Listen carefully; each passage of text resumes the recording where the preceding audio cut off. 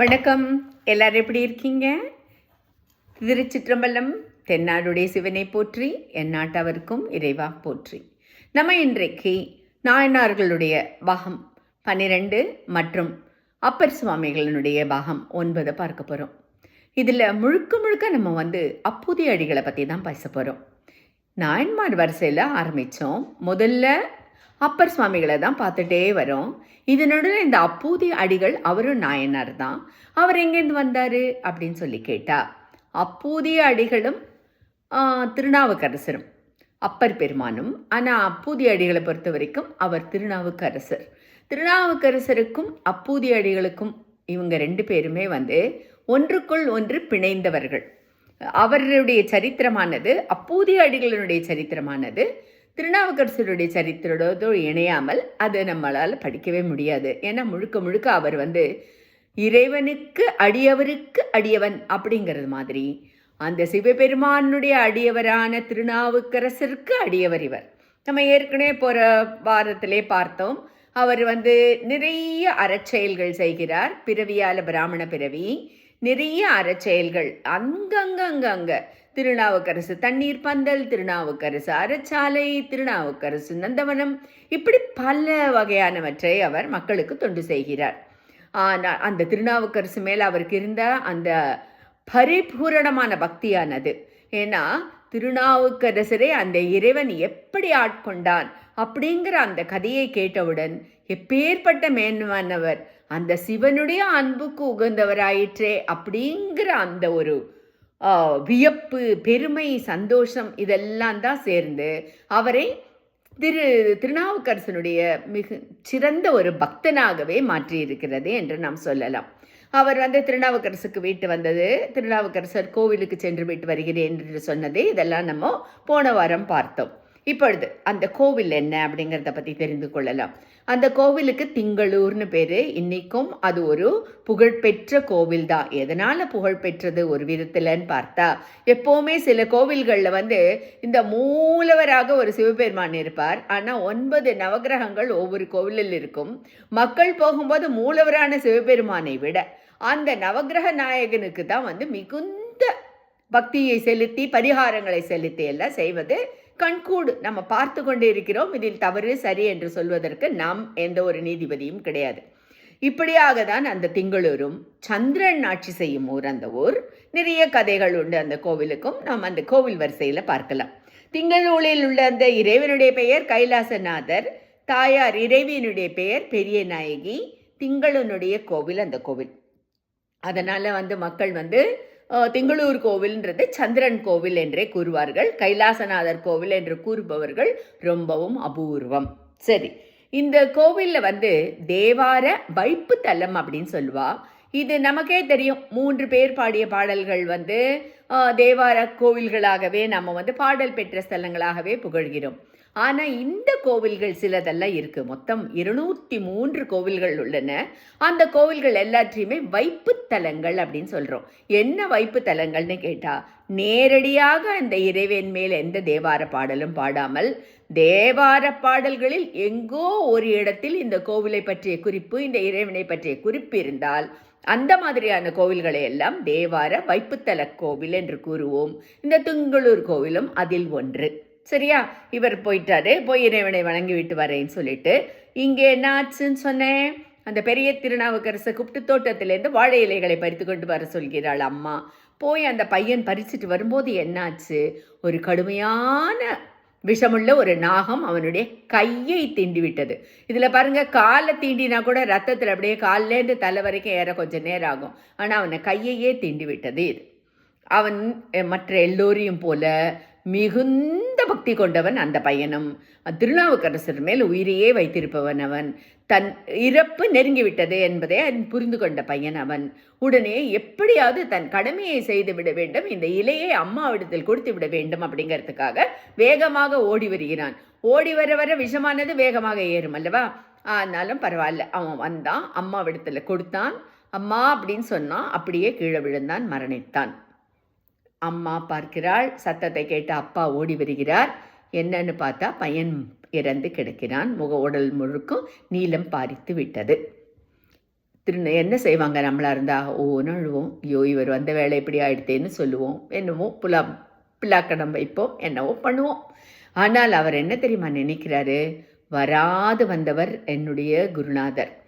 அவர் இன்னொரு வாட்டி எப்போ இந்த பக்கம் வருவாரோ, ஏன்னா அவர்கள்லாம் எப்போவுமே சஞ்சாரத்திலேயே இருப்பவர்கள், ஒரு இடமாக இருக்க மாட்டார்கள். அதனால் நம்ம என்ன செய்யலாம் அப்படின்னு அவர் யோசிக்கிறாரு. இந்த விஷயத்தை மறைத்து அவருக்கு உணவை பரிமாறி விடுவோம், என்ன அதுக்கு பிறகு நம்மளை பார்த்து கொள்வோம் அப்படின்னு முடிவுக்கு வந்துடுறாரு. சாதாரணமாக யாருமே வரமாட்டார்கள் இந்த மாதிரி முடிவுக்கெல்லாம். ஆனால் நீங்கள் 63 நாயன்மார்களுடைய கதையை படித்தீர்கள் என்றால் இதெல்லாம் ஒன்றுமே இல்லை அந்த நாயன்மார்களுக்கு. அது எப்படின்றது ஒன்று ஒன்றாக படிக்கும்போது நாம் தெரிந்து கொள்வோம்னு வச்சுக்கோங்களேன். இவர் மனைவி கிட்ட சொல்கிறாரு. மனைவியும் துக்கத்தை அடக்கி கொண்டு சரி என்கிறாள். அங்கே இருந்த ஒரு பாயில் அவனுடைய உடம்பை போட்டு சுற்றி தோட்டத்து பின்பக்கமே கடைசி அறையில் வைத்துவிட்டு இவர்கள் உள்ளே வராரு. அவரும் வந்து விடுகிறார். வந்த உடனே வாங்க எல்லாரும் அப்படின்னு எல்லாருக்கும் விபூதி கொடுக்குறார். அது சாதாரணமாக நடக்கிற ஒரு விஷயம். சாப்பிட்றதுக்கு முன்னாடி விபூதி கொடுத்து ஆசீர்வாதம் செய்தல் அப்படிங்கிறது ஒரு நிகழ்வு தான். எல்லாரையும் கூப்பிட்டு கொடுக்கும்போது எங்கே பெரிய திருநாவுக்கரசை கூப்பிடு அப்படின்னு சொல்கிறாரு. பெரிய திருநாவுக்கரசு எங்கே வரப்போகிறது? இறந்துட்டான்னு சொல்லக்கூடாது, இறக்கலன்னு பொய் சொல்லக்கூடாது. வாழ்நாளில் பொய் சொல்லாதவர்கள் அவர்கள் எல்லாம். அதனால் அவன் இங்கு உதவான். இதெல்லாம் சில வார்த்தைகள் இந்த தமிழில் இருக்குது. நம்ம படித்ததில் நிறைய இந்த மாதிரியான வார்த்தைகள் நம்ம மனதில் அப்படியே பதிந்து போய்விடுகிறான் மாதிரியான வார்த்தைகள். என்னென்னா அவன் இங்கு உதவான் அப்படிங்கிற ஒரு சொல்லை அவர் சொல்கிறார். ஆனால் அதில் ஏதோ இருப்பதாக சந்தேகம் எடுத்து திருநாவுக்கரசருக்கு.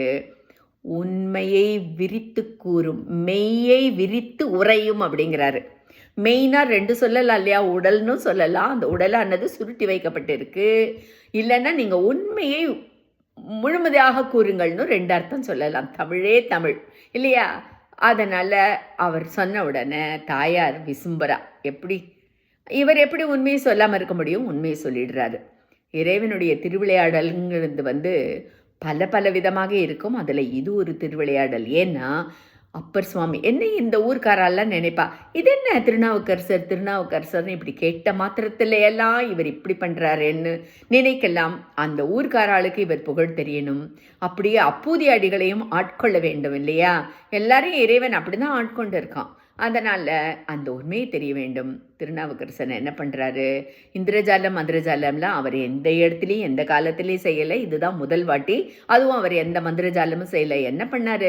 அந்த இறந்த சிசுவை அந்த பையனை தூக்கிட்டு கோவில் முன்னாடி போய் நிறுத்திட்டார். கோவிலுக்கு போய் முன்னாடி நிறுத்திட்டு, உனக்கு இப்படி செஞ்சாரே, அவருக்கு இப்படி செய்யலாமா?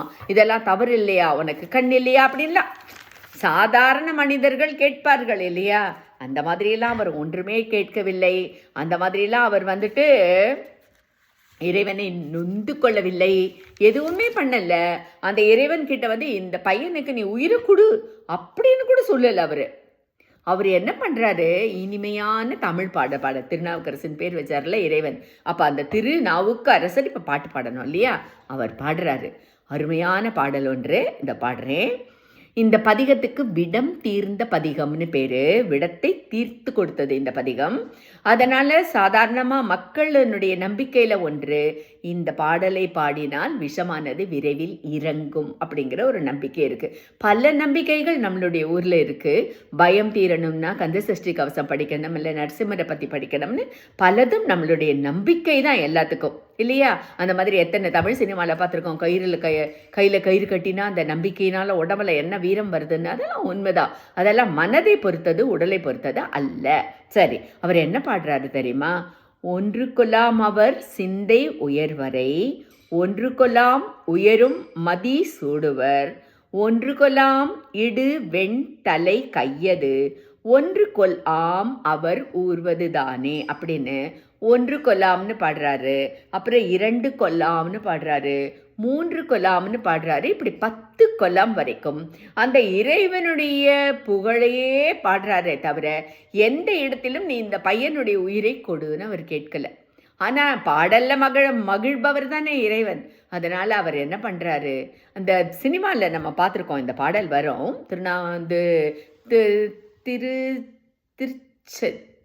அது அந்த ஒரு படம் வந்தது, ஏபி நாகராஜனுடைய படம்.